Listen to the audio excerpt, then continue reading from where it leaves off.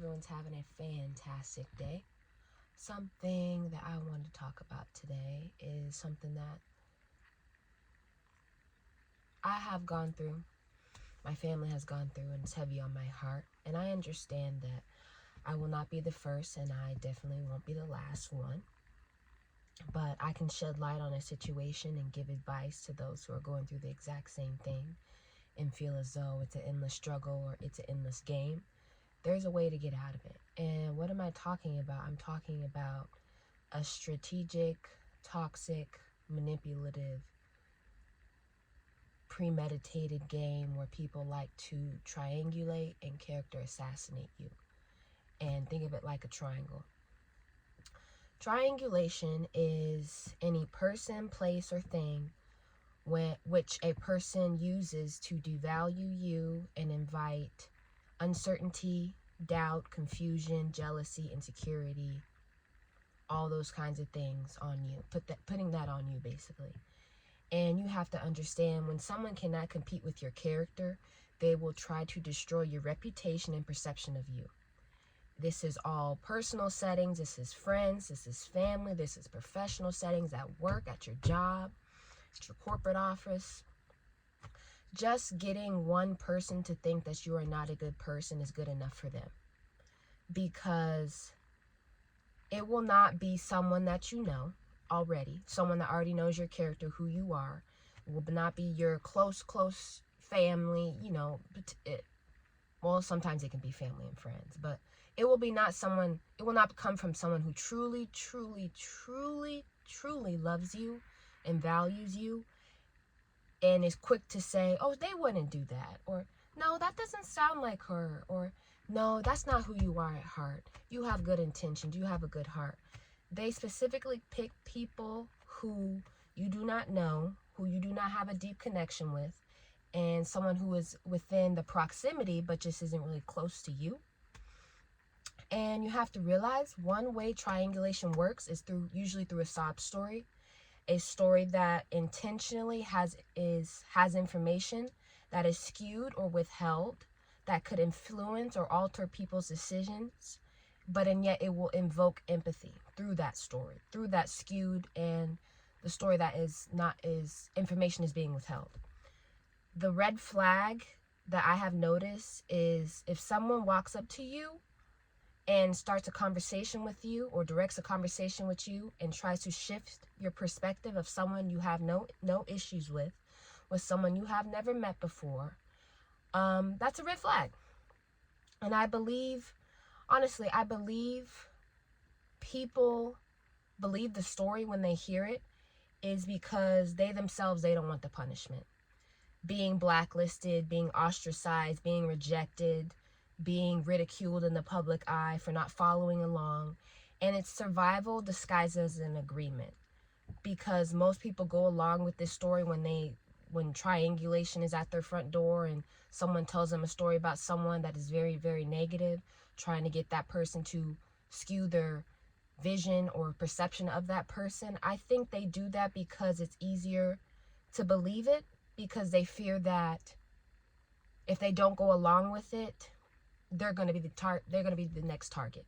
They're going to be the next person that is talked about. And it's easier to blend in than risk being ostracized, like I said, being blackmailed, being ridiculed in front of all the public eye, all kinds of people. And yet when you do that, it's, like I said, it's a survival disguised as an agreement.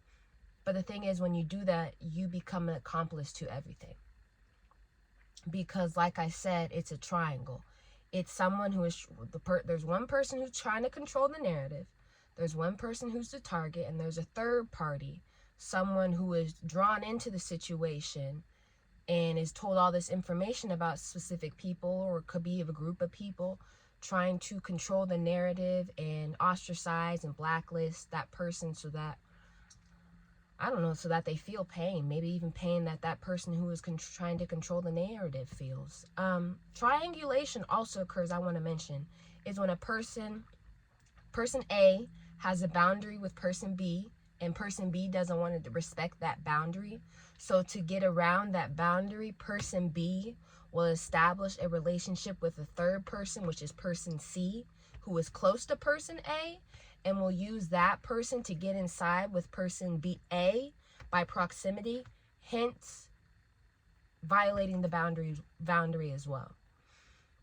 And I don't know, that was just very interesting that, it can be used to slickly get around your boundaries, even though you have them in place with people. They'll use other people to get around your boundaries again, to invoke pain and disrespect you in your face.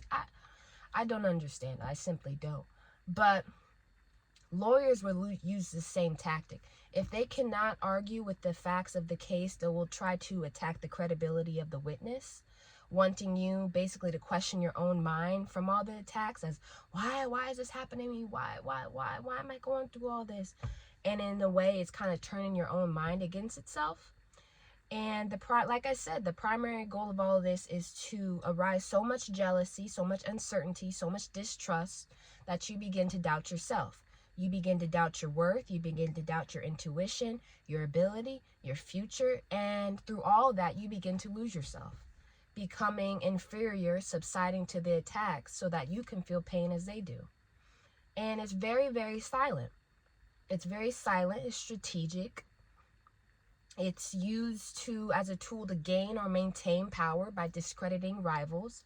The aim is, like I said, to subject the target to ridicule, to scorn, to being ostracized, to contempt in the eyes of the public and the whole big, like on a stage. And I don't know, it's just never made sense to me. Because if you don't like someone, okay, you can dislike them alone, but when you start recruiting people to join your party, to join how you feel, and have this disdain and negative outlook on the specific person to join your case, that becomes a problem. Because in a way, you're omitting parts of the narrative of the story, and yet to get them on your side, because if you told the whole story or the whole narrative, it wouldn't make sense, because 2 + 2 doesn't equal 4 unless I leave something out of the equation and out of the story. And deep down, I think when people do this, they know that their reasons aren't justified. A lot of people are bold in groups. A lot of people. They cannot simply do it on their own.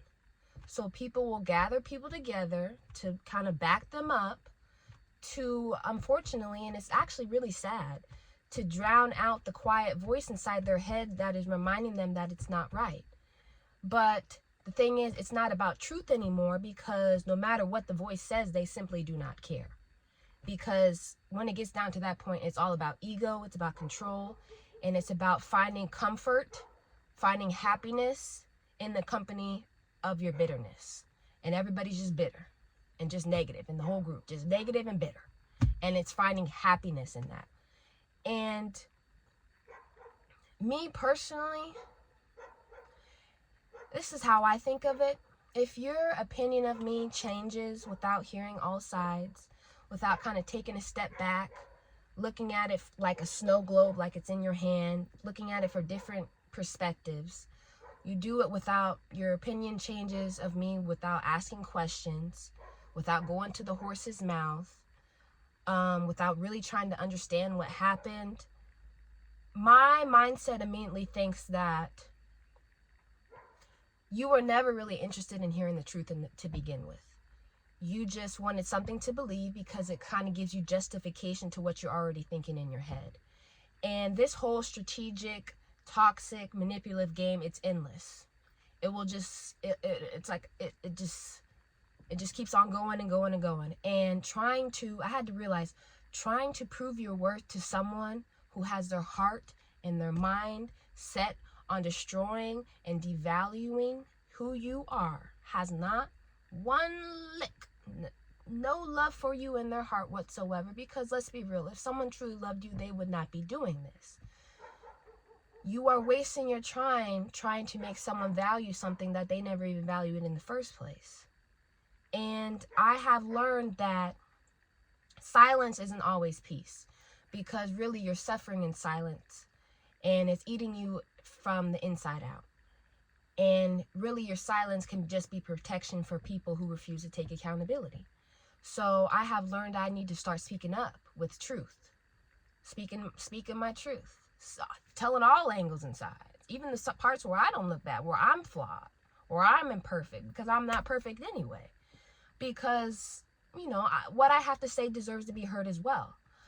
And one way, the ultimate way, the real way, like I said, it's an endless cycle.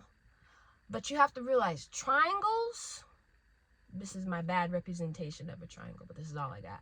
Triangles need 3 sides to work. 3 sides. You can easily break the cycle and the triangle by stepping out completely, enforcing boundaries, and if they do not ignore your boundaries, you may have to even go no contact. I mean, you have nothing to say.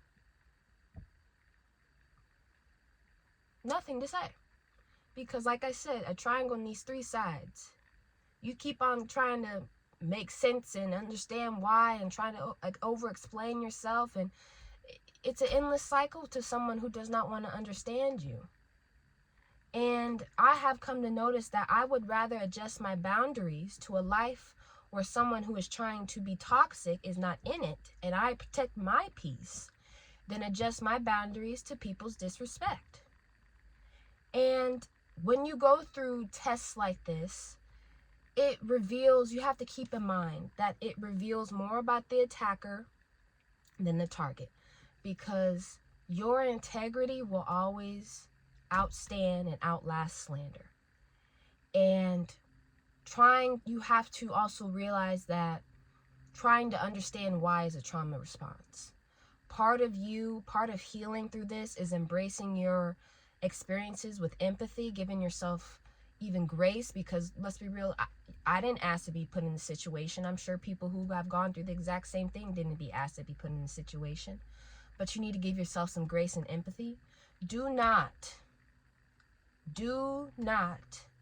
regret being a good person to the wrong people. Don't do it. Don't try to make sense of it. It's okay, because we have all invited someone toxic into our lives who we didn't, we had open arms, open hearts. We just want to love everybody. And even the sad thing is sometimes people are even born with toxic people in their lives. They have no choice, which is the hardest of it all. But you need to give yourself empathy and love and grace. Your actions say everything about you, and their actions say everything about them. And realize that God will clear your name. You can run from God, but you cannot hide from him. Time is forever telling. It will always snitch on you. What you do in private always comes to the light. What you do in the dark always comes to the light. And I have realized that just tests that continue to come my way, to continue to come in my family's way, it just adds more and more proof to me that I'm doing something right. Because I didn't have none of these tests until I started wanting something more for myself, and I started evolving and growing and wanting to do better and wanting to do what he has called me to do.